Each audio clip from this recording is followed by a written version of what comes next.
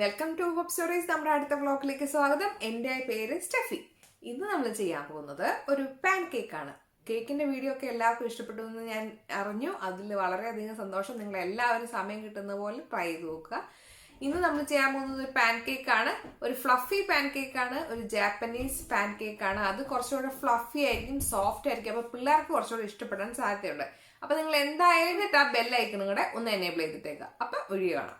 Step by step follow ചെയ്ത് അത് ഉണ്ടാക്കി നോക്കുക. കുറച്ച് ടിപ്സ് ഉണ്ട്. ഞാനിത് 2-3 പ്രാവശ്യം ചെയ്ത് നോക്കിയിട്ടാണ് വീഡിയോ ചെയ്യുന്നത്. അപ്പൊ കുറച്ച് ടിപ്സ് ഉണ്ട്, അതനുസരിച്ച് പോവുക.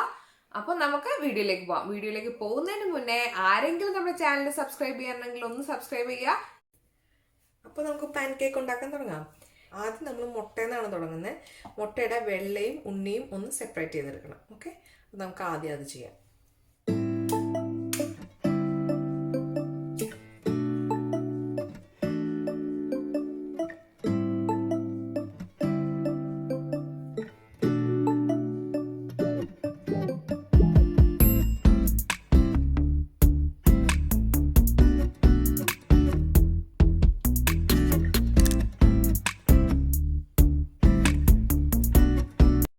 ആദ്യം മുട്ടയുടെ മഞ്ഞയിൽ നിന്ന് തന്നെ തുടങ്ങാം. ഇതിനകത്തേക്ക് 3 ടേബിൾ സ്പൂൺ പാല്, നോർമൽ പാല്, റൂം ടെമ്പറേച്ചറിലുള്ള പാല് വേണം ഒഴിക്കാൻ കേട്ടോ. പാലൊഴിക്കുക, എന്നിട്ട് നന്നായിട്ട് മിക്സ് ചെയ്ത് കൊടുക്കുക. നന്നായിട്ട് മിക്സ് ആയതിന് ശേഷം 2 ടേബിൾ സ്പൂൺ പഞ്ചസാര ഇട്ട് കൊടുക്കുക.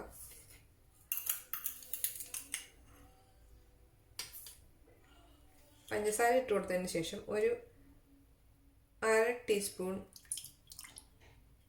വാനില എസൻസ് ഒഴിച്ച് കൊടുക്കുക. ചെറിയൊരു നുള്ളി ഉപ്പിട്ട് കൊടുക്കുക.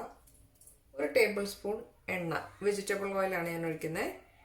എല്ലാം ആഡ് ചെയ്തതിന് ശേഷം നന്നായിട്ട് വിസ്ക് വെച്ചിട്ട് ഒന്ന് ജോയിൻ ചെയ്ത് കൊടുക്കുക.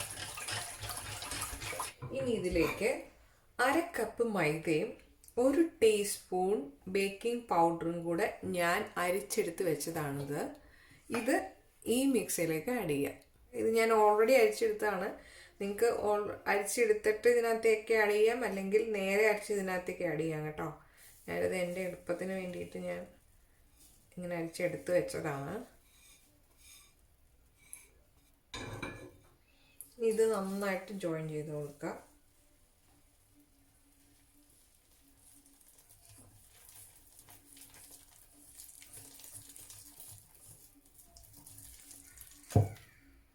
ഇങ്ങനെ വീഴുന്ന ഒരു ബാറ്റർ കിട്ടും. ഓക്കെ, ഇത് നമുക്കിനി മാറ്റി വയ്ക്കാം. ഇനി നമ്മൾ എഗ് വൈറ്റിലേക്ക് കിടക്കുകയാണ്. അപ്പം നമ്മൾ മാറ്റി വെച്ചിരുന്ന 2 മുട്ടയുടെ വെള്ളയാണിത്. ഇത് നമ്മൾ നന്നായിട്ട് അടിച്ച് പതപ്പിച്ചെടുക്കണം.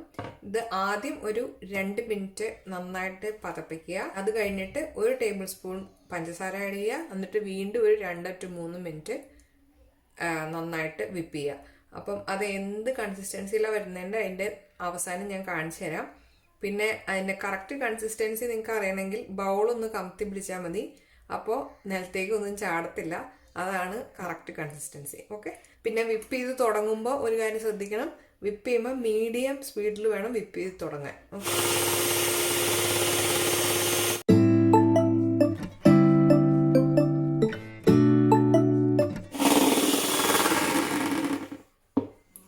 ഇതുപോലെ സോഫ്റ്റ് ആയിട്ട് ഇരിക്കുമ്പം ഇനി നമുക്ക് 1 ടേബിൾ സ്പൂൺ പഞ്ചസാര ആഡ് ചെയ്ത് കൊടുക്കാം. നോർമൽ പഞ്ചസാരയാണ് കേട്ടോ ഞാൻ എടുത്തതെല്ലാം.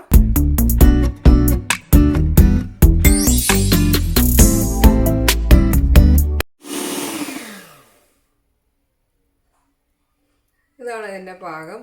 കറക്റ്റ് നല്ല പീക്കൊക്കെ ഫോം ചെയ്തിട്ടുണ്ട്. ഇനി നിങ്ങൾ ഈ ബൗളൊന്ന് കമത്തി പിടിച്ചാൽ ഇതിൻ്റെ പുറത്തേക്കൊന്നും ചാടത്തില്ല, പക്ഷെ അകത്ത് എല്ലാ സാധനവും ഉണ്ട് താനും ഉണ്ടാവും.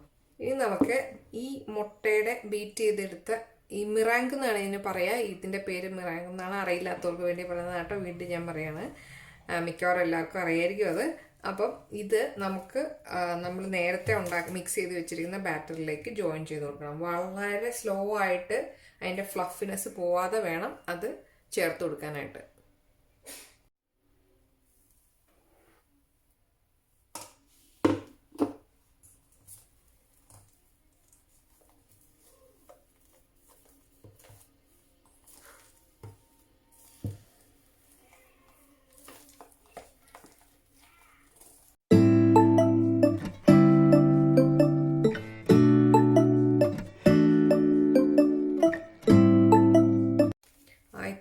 ചേരാൻ ഇച്ചിരി പാടായിരിക്കും. പക്ഷെ ആദ്യത്തെ ഒരു പ്രാവശ്യം നിങ്ങൾ കുറച്ചധികം പ്രാവശ്യം ഇളക്കണം.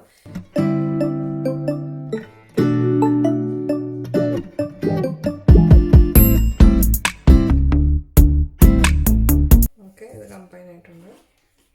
നമുക്ക് കുറച്ചുകൂടെ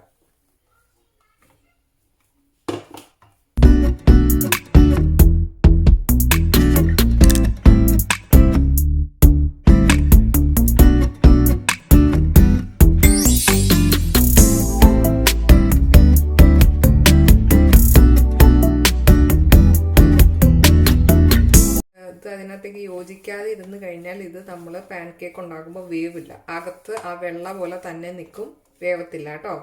അപ്പം അതുകൊണ്ട് ഫുള്ള് കമ്പൈൻ ആവും വേണം, എന്നാൽ ഇത് ഡീഫ്ലേറ്റ് ആവാനും പാടില്ല. അതാണ് ഇതിൻ്റെ ഒരു കുഴപ്പം. കറക്റ്റായിട്ടുണ്ട്. നിങ്ങൾക്ക് ആ കറക്റ്റ് ലൈറ്റ് യെല്ലോ ഷെയ്ഡ് കിട്ടും. എനിക്ക് ഈ ലൈറ്റിൽ കാണാമെന്ന് എനിക്കറിയത്തില്ല. അപ്പോൾ ഇത് ചുട്ടെടുക്കാൻ വേണ്ടിയിട്ട് നമ്മൾ പാൻ അടുപ്പത്ത് വയ്ക്കുക. തീ ഏറ്റവും ലോയിലിടുക. സ്റ്റവ് ആണെങ്കിൽ മറ്റേ കുക്ക് ടോപ്പ് ആണെങ്കിലും ലോയിൽ ഹീറ്റ് ഇടുക. ഒരു സ്പൂൺ ഓയിൽ ഒഴിച്ചിട്ട് പാൻ ഒന്ന് ഗ്രീസ് ചെയ്യുക. എന്നിട്ട് ടിഷ്യൂ വെച്ചൊന്ന് തുടച്ചു കൊടുത്തേക്കാം. അപ്പം നമുക്ക് ഒത്തിരി എണ്ണ വേണ്ട, അതിന് വേണ്ടിയിട്ടാണ്. ബാറ്റർ കോരി ഒഴിക്കുമ്പം സൂക്ഷിച്ച് വേണം ഒഴിക്കാൻ.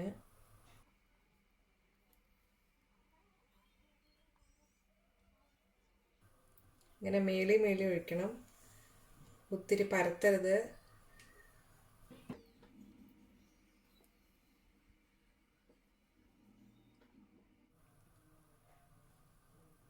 ഓക്കെ, ഇനി നമുക്കൊരു 2 മിനിറ്റ്സ് വെയിറ്റ് ചെയ്യാം.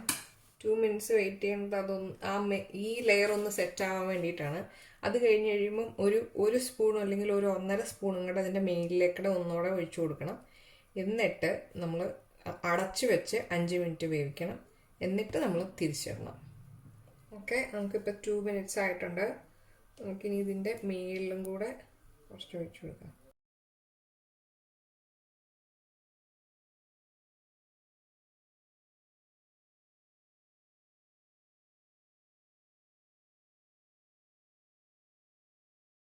ഓക്കെ, നമുക്കിനി ഇത് മൂടി വെച്ച് 5 മിനിറ്റ് വേവിച്ചെടുക്കാം.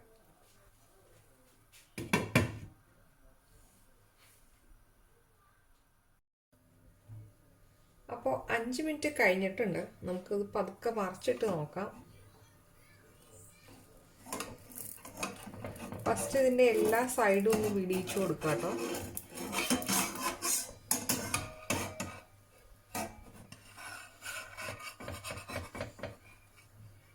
മറിച്ചിടാം.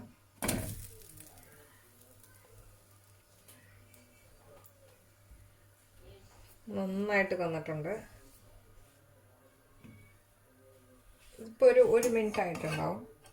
നമുക്ക് ഇനി ഇത് പതുക്കെ എടുക്കാം.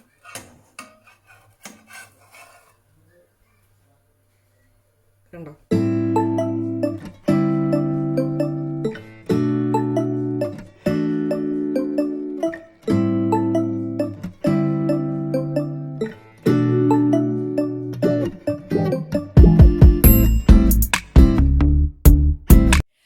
പാൻകേക്ക് എങ്ങനെയുണ്ട്? നല്ല ഫ്ലഫി ആയിട്ടിരിക്കുന്നില്ലേ?